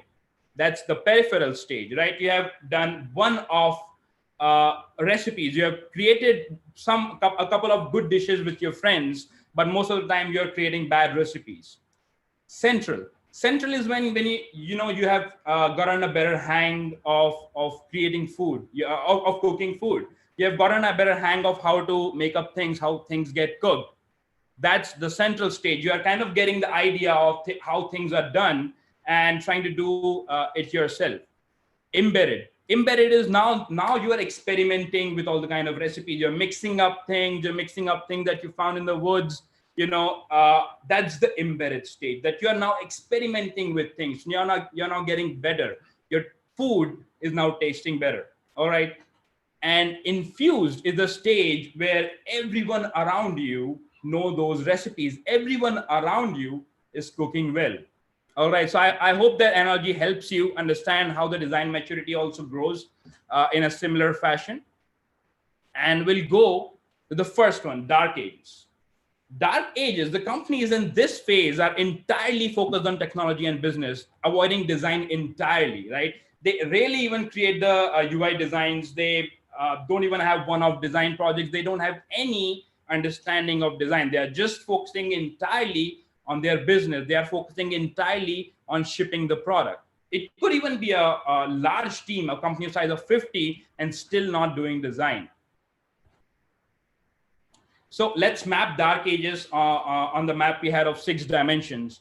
So they have people, definitely, they have people doing things right. They have they have tools. A lot of people know Photoshop. The tools that you take to design, they know. Lot of your designers in your company, they might know. So they might have the tools and skills, but again, they might not be doing anything else in the design.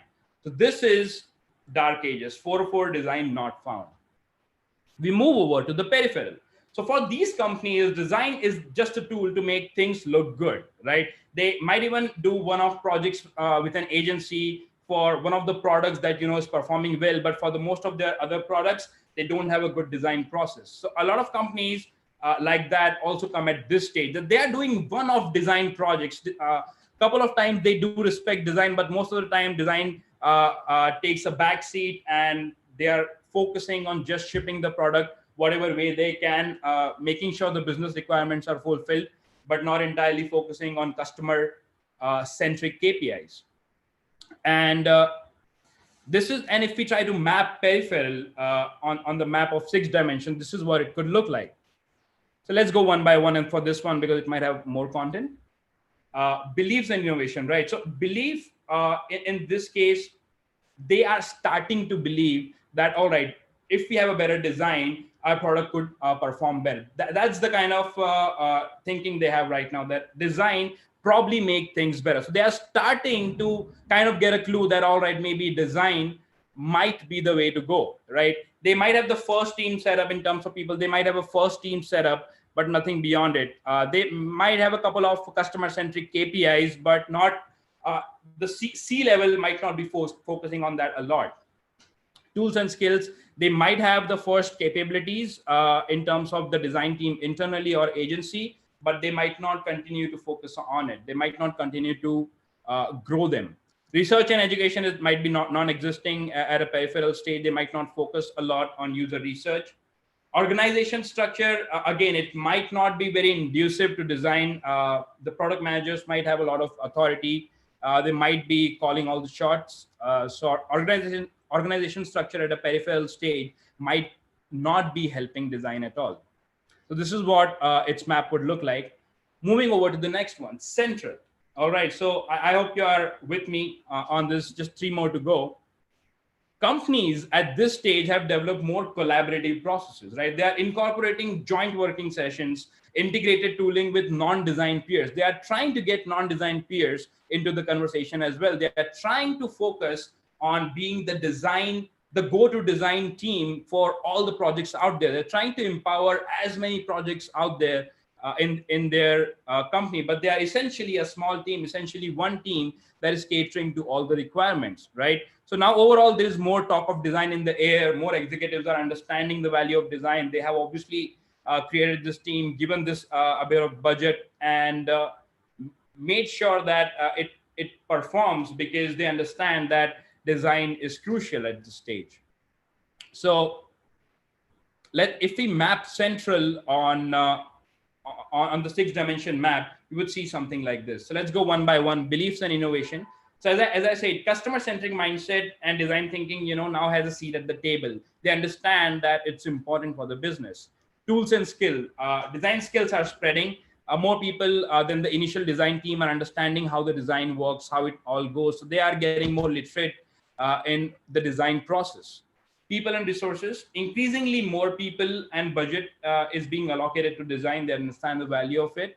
Research and education. So now research might be at the nascent stage. They might have good analytics team. They might be analyzing the feedback, but they might not be doing usability studies. They might not be doing contextual studies. They might not be doing a lot of user research, but some of them they're definitely doing. And the team needs time. The team is given time and training for better research most of the time when it's a central setting. Metrics and deliverables. So project results with better design are evident at this stage. The companies at this stage, they understand the design is performing well, and they have set the customer-centric APIs to match with it. Organization structure, they definitely respect the design team now at this stage. They definitely respect the process, and leaders and the department are yet to understand the design and the entire value of design, but they definitely respect the team and their work, and they're given enough opportunities. So moving on to embedded. Embedded are companies that are masters of data-driven design. They are masters of experimentation. They are not just relying on Google Analytics. No, they have their own analytics setup on their website, on their app, and they're analyzing every user behavior. They're analyzing how their users are going through their product. And they have a sophisticated process for analytics, as I said, experimentation. They're recruiting for user research and monitoring and measuring success of specific efforts in design. They also have a beginning of design strategy. So now at this stage, what essentially happens is one person is assigned to each team. Generally, either the team is divided into 2 parts, 3 parts, but it usually what happens is that companies at this stage, they are so large that in a central setting, they might not be able to serve the purpose. So they might have to go inside the different teams. So as we see in companies like MXPlayer, for instance, we are embedded, right? We are in between infused and embedded in a way that we also serve to everyone in the company. I'll give this example later on, but what I essentially mean is that embedded companies are the ones that might have a very sophisticated design, but at the same time, not everyone in the team might be on board with it, right? Not everyone, it's not gone all the way, right? So that's why it's not infused yet. So executives are definitely all in. They understand the value of design. They've set the KPIs and they are measuring the impact on business. So let's look at the 6 dimensions for embedded. If we map the 6 dimension for an embedded company, it might end up looking like this. So instead of looking at the ones that are good, let's look at the ones that they have not performed well in. So again, they might not be doing great in research and education, right? So they have their budget, but they might not be entirely focusing on it. Their main focus might be shipping a better experience, right? So they might not be giving enough time to education or training their team. And again, due to all the deadlines that a company of this size have, these companies might not also be doing a lot of user research, right? Another thing that they might be missing is metrics and deliverables, right? So in terms of design, a lot of people, as I said, might do design. A lot of designers are assigned to each team, but everyone in the team are yet to understand the value of it, yet to understand the value of each process, in each step in the design process, right? They should understand the value of why feedback, why user research is important. So that is still, a bit far. And everything else, at this stage, the company is doing well on, right? So they definitely have good experimentation. They have the right customer-centric mindset. They have all the tools and skills in place. They have all the people and resources and budget that they need to deliver good experience. Sorry, pardon me. So the last stage. I'm sure this is the last part of what you were saying, right, Pravisha? And just in interest of time, we're going to leave a few more minutes for question and answers as well. So, I recommend I'm just going to finish in just 2 minutes. Super. Perfect. All right.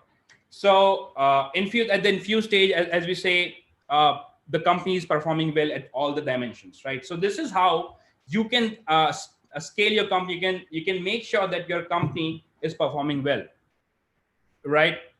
You can understand how mature your company is just by mapping your company on all these 6 dimensions, understanding where you might be lacking. So this is one of the takeaways. So I'll quickly go through the MXPlayer. For example, in 2011, when MXPlayer launched, it was peripheral. It was one of design projects. It looked something like this, but now, after in 2018, Times Internet bought MXPlayer, introduced movies, shows, music, live TV, games.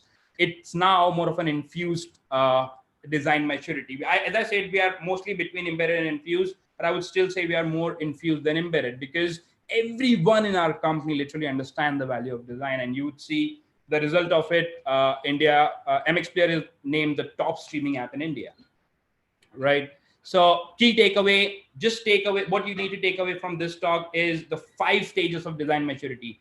Answer, as we said in the polls, on the LinkedIn comments on YouTube, answer where your company lies on this scale of 5. You can analyze your company on this 6 dimension, as I said, and And that's about it. Just last 3 important tips that I have for you is that customer-centric leadership may arise from anywhere, right? So allow people, empower people and allow them to come forward, right? Use your design skills to bring the change. So your design skill says that you have empathy for the user. Use that empathy for your colleagues and bring them inside the design conversation. Involve them, right? And let the design process be more fun and relatable for everyone. Try to give them the right metrics, try to give them the right deliverables so they feel involved and they feel that the design is the right way to go. And that's about it. Thanks a lot. Fantastic. I wish, as I was going through this, I wish, hundreds of CEOs and decision makers, I wish they were here on the call. I'm sure they will be watching this on YouTube and LinkedIn later as well. Fantastic advice, a lot of actionable insights. Love the whole maturity model that I think you put forward, but more important than just the model, also the prescriptive guidance that I think you laid out for each stage based on where you are. I think there's a lot of interesting questions that are gonna, popping up. But one interesting thing, to go back to the poll that we asked the audience who's live on Zoom right now, turns out that only 28% combined total said that they are either embedded or infused. Interesting. Right? And so now if you think about this, 27%, which means a vast majority of them are not at the right stage that we would like it to be. Has that been your experience, having seen a lot of companies that you've consulted with, a lot of startups that you've helped with? Is this a true reflection of what we saw on the call today? Definitely. Envision did a study on that, and this very much matches with the kind of result they had with 1,800 participants all across the world. That most of the company are in the central stage. So they have a design team that might be doing most of the things, but it's still yet to scale. So this is very much evident of what other studies had. Fascinating. Two questions that kind of pop out of the many that I've seen here so far. One of them is from Harsh, and his view is, and his question is, it's great to see that there are these 5 stages. How do you figure out, when you're going and applying for a job, or when you're considering joining an organization, as to what stage, are there signals? Are there some quick tests for you to kind of figure out what stage they may be? Because a lot of things may appear well on the website, but the inside story might be different. So what's your advice for that type of situation? So I have a couple of funny tests. I'm not sure I should share it, but I have a couple of funny tests that I do to understand the design maturity of a company. Is that before joining that company or interacting with it, what I usually do is I text up the employees, majorly the design team of that company beforehand, and I simply ask one question after maybe a bit of small talk, is that, do you really do user research, or do you interview users, right? That's one of the major signals of the maturity of a company, is that if they are not interacting with their customers, if their design team is not interacting directly with their customers, that there's something wrong with how mature the design is at their organization. So that is one of the major signals that I look for, especially as a UX designer, that I want to make sure that the company respects feedback, company respects taking feedback from their customers, and respects that they can create a much better experience through that data. Very interesting. I want to take this question from Dr. Chinmay Desai. He's the Dean and Faculty of Engineering and Technology at the U Katarsadia University.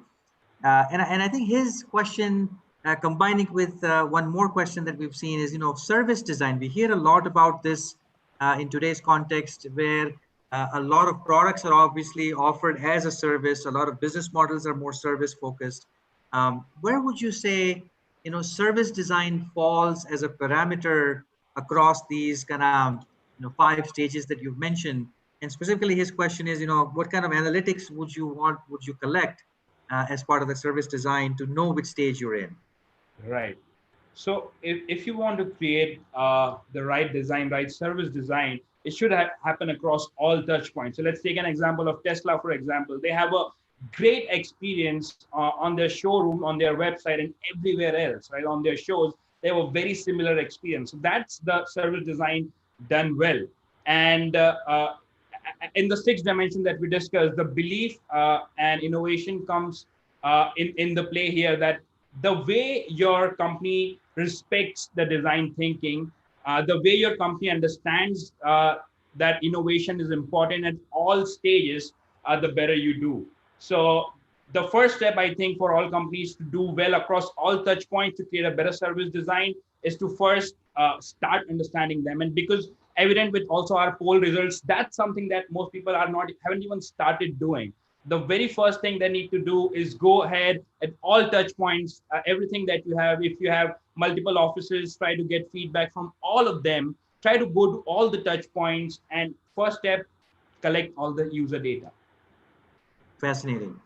I want to first throw up a poll on the screen in terms of how people have gotten into certain design mode or the design field, especially if those who are in the design zone.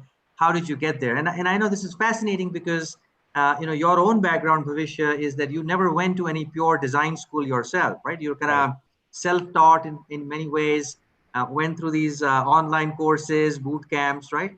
And never had a formal design. You also mentioned, skills as part of the maturity model across the five kind of phases and the six dimensions that you mentioned. And you're a hardcore engineer from what your background that you shared earlier, which is fascinating. What would be your advice? Fast forward in today's world, for those who are wanting to move into this design space. Want to kind of build their design skills, their aptitude, even if they're a product manager, but build their design acumen. What are some of the tips and tricks that has worked for you, and what would your advice be for those who are aspiring? I think one of the biggest advice would be is that I had to look around a lot for the right information, right? So I unfortunately didn't have the budgets or funds to get any of the right courses. But if you do, if you can afford something better, you should go to a correct UX boot camp, right? I think also Institute of Product Leadership has a boot camp or a course, I think, on user experience. So if you go, I think, to a right source and get the right information faster, I think you can get going quickly. So that's something that I didn't know. I took full 2 years to even start doing user research, and full 2 years of calling myself UI UX designers.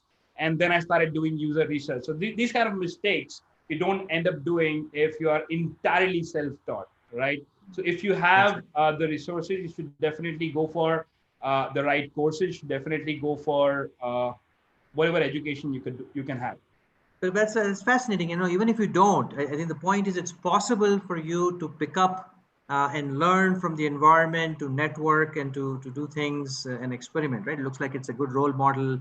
Vishwash's question, who's a UX designer at Neutrinos, is also in a similar zone. Can a designer push an early stage company into kind of future stages? And I think you kind of answered that question, that of course you can, with the right set of attitude and mindset, Right. obviously to do. I think that's just about all the time that we have left. We're slightly over our original schedule, but I'm super excited that you could spend some time and share a lot of that insights. I'm sure the audience was just mesmerized with a lot of prescriptive guidance, like I said, especially that you had given. Do give some feedback. The poll is on the screen, and it allows us to kind of fine tune. It allows the team and the volunteers to fine tune these sessions better for you in the next round, right? So, and while the poll kind of goes live, big thank you on behalf of all the volunteers. Bhavishya, here's your virtual badge of appreciation. And if you scan the QR code, it's actually, you'll find your own, your own little space on the Hall of Fame on the Institute's website. So, and that's also a page where the recording of this video and the sessions will also be uploaded on that page as well. So truly appreciate you spending the time, and I hope MX Player an amazing success. It already has been a roaring success, and I'm sure with your leadership and passion, it will take go to new heights. So thanks a lot, Bhavishya. Thanks a lot for inviting me. See you guys. Excellent. Bye. Absolutely. Back to you, Menka. Thank you, Pinkesh. And after a brilliant session by Bhavishya, before we move on to the next session, so the winner for this particular session by Bhavishya, Dr. Chinmay Desai, congratulations for the best question asked at this session. We will share with you the gift soon. And please do send us your testimonials. You can find the URL on the chat window. And we are moving on to the last session of tonight. Another fantastic session, I'm sure, by Connie Kwan. Any questions for Connie? Please make sure to ask in this QR code or this URL. So Connie has a specific LinkedIn thread that we have created, and please make sure to ask your questions here. And again, I welcome Professor Shah to, he's going to moderate this session. Professor Shah, over to you. Well, this one will be the easiest one because it's going to be an amazing workshop format. Connie, can we have you on video? And if you can say a quick hello, we can also make sure that we can hear you loud and clear. Hi, can you hear me? Absolutely, loud and clear. Excellent. This is a topic that is been close to my heart personally as well. And the whole art and science of storytelling, and especially when that story it has to be kind of said or narrated through design. So we have an amazing speaker today. Connie is a management executive from Silicon Valley. In the last 16 years, she's been spending in product leadership roles across a variety of domains, from blockchain to digital to energy to healthcare. She's been part of several software startups and software companies like Atlassian, Microsoft, and many others. She's an entrepreneur, she's an advisor, she's a very active speaker in the global circuit, and her passion is product storytelling. I think we would all agree, I'm sure, that this has become not just in the recent times, but it always has been, but certainly more so in the recent times, one of the most critical skills, whether you are a product manager, a designer, a project manager, an engineer, a sales and marketing professional, it doesn't matter. At the end of the day, your ability to tell a great story. In fact, I was just looking up some latest research, and in the last study I saw, and I'm sure, Connie, you will have a lot more of these statistics as well, but 40% of working professionals cited storytelling as the #1 reason for their promotion, right? And that's almost half of all promotions worldwide. What's interesting is in the same study, they found that 91% of them, they still believe that they're not good at it. And so on one hand, we've seen dramatic impact of this particular skill. On the other hand, a lot of professionals find themselves kind of ill-equipped or less equipped. So with that, I think this is going to be a fantastic session. Thanks for coming and spending the time, Connie. All yours. Awesome. Well, let me share my screen here. How do I do this? Share screen. Here we go. All right. Can you see my slides? Absolutely. Awesome. All right. So we're going to talk about storytelling through design today. And my name is Connie Kwan. I am a VP of product for various companies and also a storyteller. And before we get started, I'd like to invite you to go to this link, type in storytype.productmaestro.com. You actually want to type HTTP without the S to get to it. And it's a very short questionnaire quiz that helps you identify which type of storyteller type you are. And we'll get back to this in the presentation. So take a moment now to do that. And let me start now with a story about a design challenge, my biggest design challenge in my career, which was working with a team, this team right here. Oh, hold on, here we go. Working with this team right here to build a product called Pivot. Now, Pivot is solving a problem that was facing humanity. Over 6 million people die every year from a smoking-related illness. And the Pivot team was there to figure out how we can use a combination of design and storytelling to help people quit smoking. Now, if you know a smoker, you'll know that it's one of the most addictive substances in the world. the average smoker will spend 7 sincere attempts in order to successfully quit smoking, and that's an average. And I've also met smokers who, after being quit for 10 years, completely clean, would pick up a cigarette and go right back into it. So it's really an acute problem, and it's entirely a preventable illness, because half the people who smoke actually die from a smoking-related illness. And that's, that's 6 million people that die from smoking every year, and 1 every 5 seconds, right? So it's a really severe problem. And what we were able to do with the product pivot is combine storytelling and design in order to achieve a 5x success rate in helping people quit smoking compared to conventional programs. There was no drugs involved. There was no chemical therapy in this. It was entirely cognitive behavior therapy delivered through excellent design and excellent storytelling. And I'll come back to how we did that. But what I learned from this experience is that design is all about connecting with people. It doesn't matter if you are an app designer. Hold on, my slides are advancing faster than I thought. It doesn't matter if you're an app designer, an interior designer, an industrial designer, or maybe you focus on 3D design, graphic design, fashion design. It really doesn't matter which type of designer you are. The success of your design will hinge on your ability to use it to connect with people and to delight those people, to move them, to convince them, to provoke them. And if you want your design to do all of those things, then what you need is a really good story. Because storytelling is our most powerful way to connect with people. Now, why am I a qualified storyteller? I venture to say that we are all storytellers. It is basic human desire, and it is a skill that we can all hone. But what makes me a qualified storyteller is that I've worked for 15 years in product management. And many of you know, if you've worked with product management as well, that very similar to design, we rely on soft influence, right? Instead of having authoritative power over decisions, instead of having everybody reporting to us like a CEO does, we lead people by understanding them and by helping them understand, by connecting with them. So storytelling is the most powerful way to connect people. And that's why I've told thousands of stories to connect with people, to rally my executives and my team around a vision. I use it to convert customers.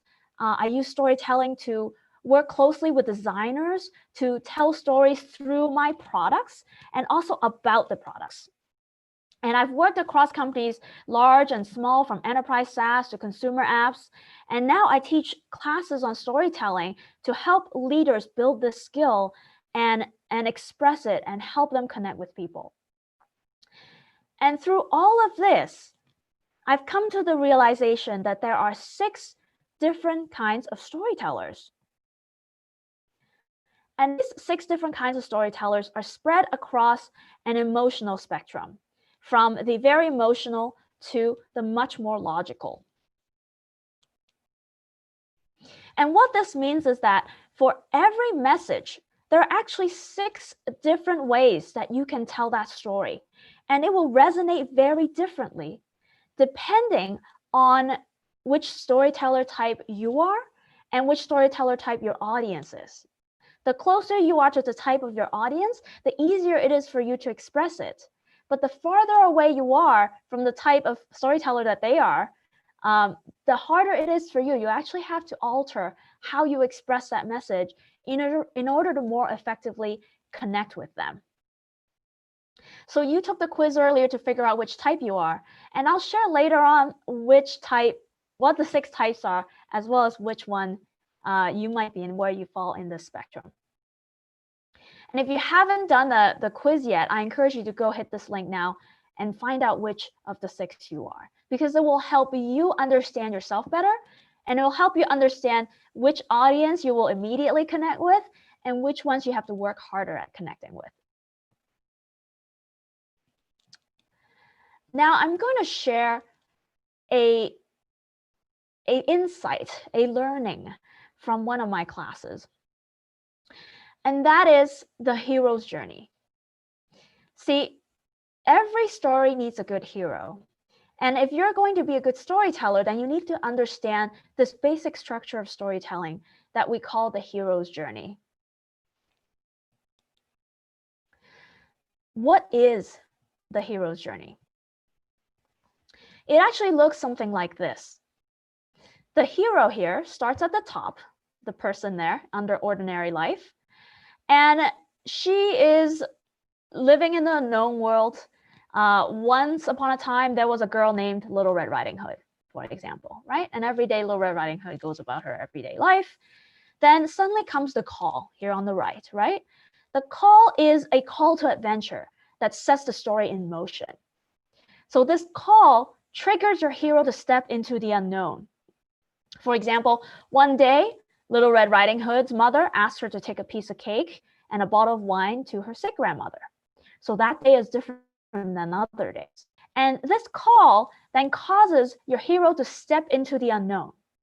She encounters these problems and perils. Sometimes she drops into this pit of despair, and then she pulls herself out of it with either special powers, like actual special powers that superheroes might have, or if your story is about a human hero, then maybe internal powers that she discovers and evolves her as a character. So Little Red Riding Hood meets the big bad wolf. That's the problems and perils. And the big bad wolf eventually eats her, right? That's the pit. But then she has a knife and cuts herself out of the big bad wolf and saves her grandmother in the process. And then she returns to her ordinary life being a changed character, being a changed hero. So this hero's journey is the basic stepping stone or basic foundation of how you would tell a story.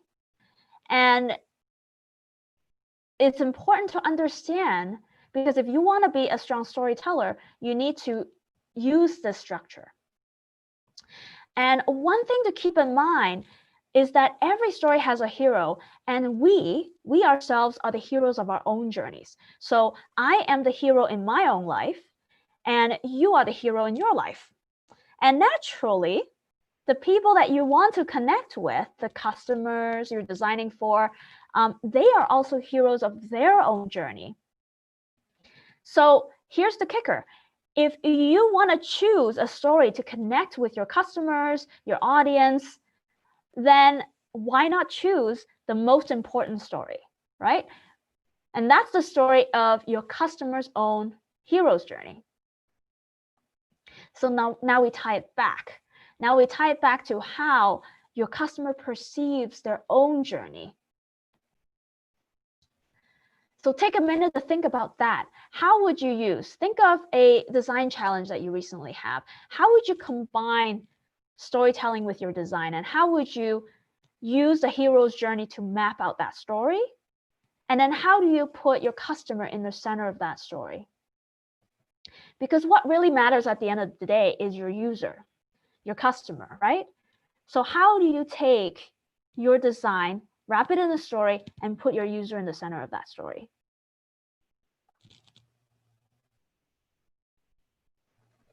If you can do this, if you can wrap that design language, the design intent, and wrap it in that story using the user as a center of story, then what you get is a world that your user can truly relate to. And so that's exactly what we did with Pivot.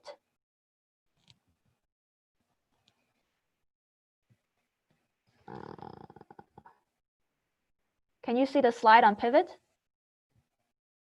Here we go. So at Pivot, we connected storytelling and design to create an engaging experience that 5x our success rate, right? Remember, other Squid programs are not as successful because they're not using this design and storytelling intersection. And what we did here is we put the smoker who wants to quit, we put the smoker at the heart of the story that we're telling. The app that we built use information from the user to construct this story. Now, if you're old enough to have read those choose your own adventure books, I grew up on those. And I love those because in those, you are the hero. And as you flip through it, you can decide which path to take. And it tells you, okay, go to page 30 if you choose path A, or go to page 60 if you choose path B. And then the story continues and you actually get to pick where you want to go. Then you have some idea of what I'm talking about here. We've designed a product that takes the users through their own journey, because quitting smoking is such a heroic act. It's a very difficult journey. And when these users first join our program, we ask them these questions about their smoking behavior. We ask them what their journey is about. Why are you here? Why do you want to quit? What has worked before? What hasn't worked before? How do you feel about it right now? And we gather all of this information so that we can tailor that experience and all the design elements that we show to the user. And in this way, that user is in their own journey, and we can engage them much more deeply than if we have simply presented beautifully designed information that helps them quit smoking. Rather than just show them that information, we ask about them, we put them in the driver's seat of this experience.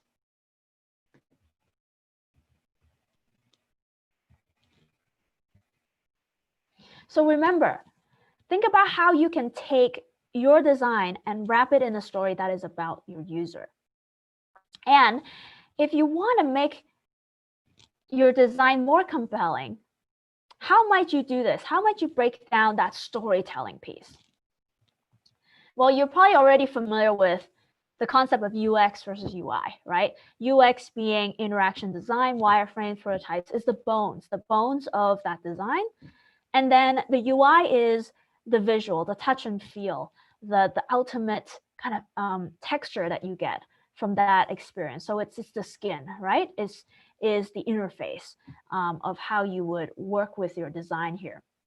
So if I use the same language when it comes to storytelling, then the UX part of it is choosing the right story to tell, right? You need the right story to hook your audience.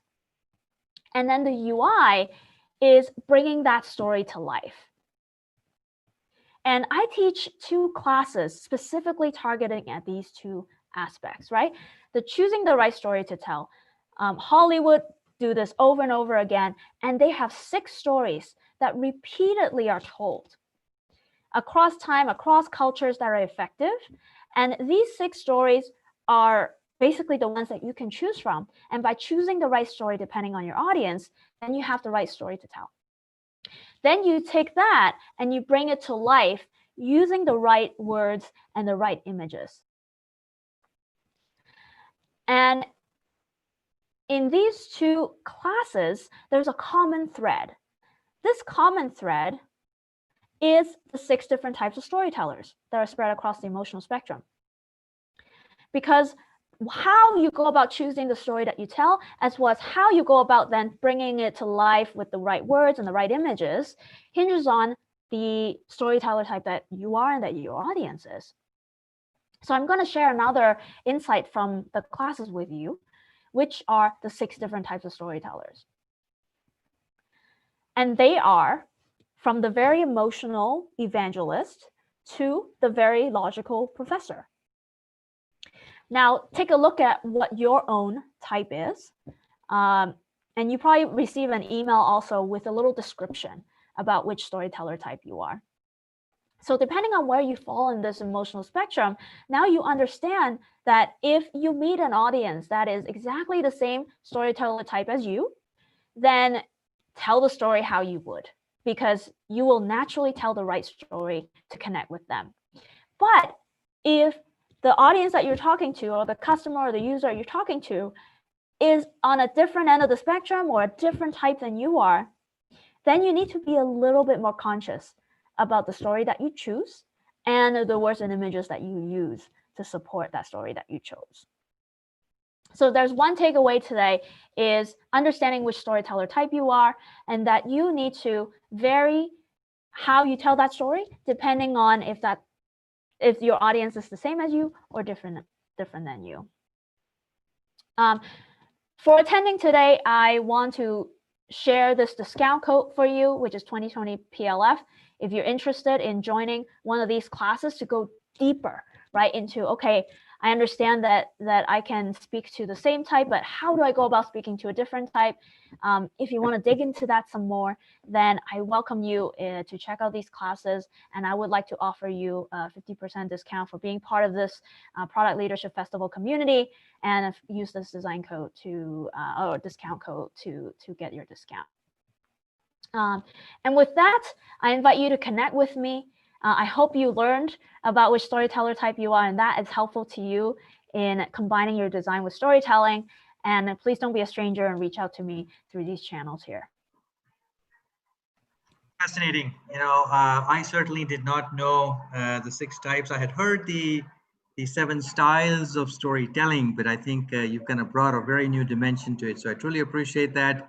I think it's gonna slightly late here, but we truly appreciate the audience also kind of hanging on. I'm sure it was a fantastic experience, and I truly appreciate you spending the time, Connie, with us. Thanks a lot. If you can have the feedback poll on the screen, and while that happens, here's a little thank you from all of us. Connie, for spending that time. If you could take that QR code, it goes straight to your Hall of Fame page on the Institute's website. And I truly appreciate that on behalf of all the volunteers of the festival. Thanks a lot. Awesome. Back to you, Menka. It's a pleasure to be here, Pinkesh. Thank you. Absolutely. Thank you, Connie. That was a wonderful session. We hope to work with you again. Thank you, Pinkesh.